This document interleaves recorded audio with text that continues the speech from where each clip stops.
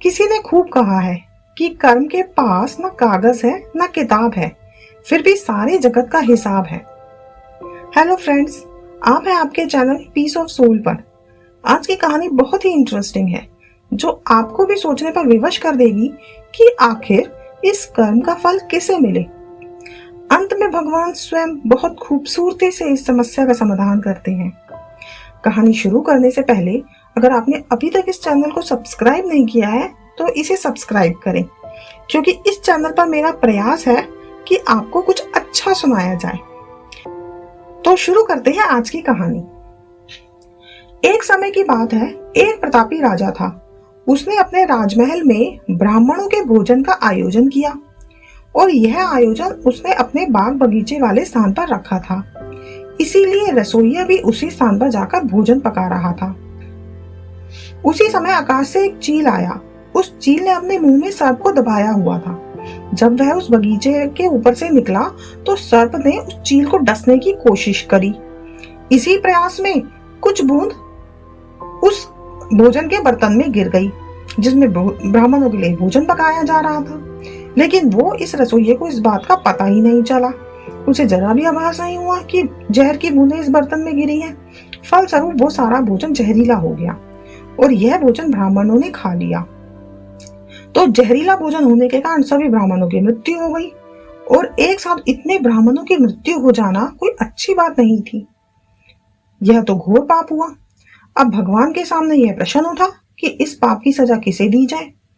उस राजा को जिसने इस भोजन का आयोजन किया था, लेकिन उसे तो पता ही नहीं था कि भोजन में जहर है, या फिर उस रसोइये को जिसने वो भोजन बनाया था, परंतु वो भी इस बात से अनभिज्ञ था कि यह भोजन जहरीला हो चुका है।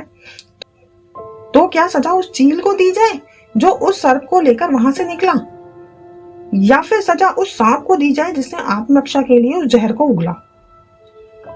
तो यह बड़े असमंजस की स्थिति बन गई कि आखिर इतने घोर पाप की सजा किसे दी जाए।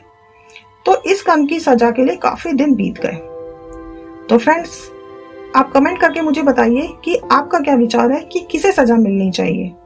तो चलिए कहानी को आगे बढ़ाते हैं। फिर एक दिन कुछ ब्राह्मण उस नगर में आए और उन्होंने एक महिला से राजमहल का पता पूछा। उस महिला ने राजमहल का पता बता दिया, लेकिन पता बताने के बाद उस महिला ने उन ब्राह्मणों से कहा कि आप जा तो रहे हैं राजमहल, लेकिन थोड़ा संभल कर जाना, क्योंकि ये जो राजा है ब्राह्मणों के भोजन में जहर मिला देता है। उस महिला के इतना कहते ही भगवान ने कहा कि इस कर्म के फल का अधिकारी मुझे मिल गया। तो सभी ने भगवान से पूछा कि वो कौन है। तो भगवान ने कहा कि इस महिला को इस कर्म की सजा दे दी जाए। तब सभी आश्चर्यचकित हो गए। वो बोले, भगवान, महिला तो उस समय वहां मौजूद भी नहीं थी।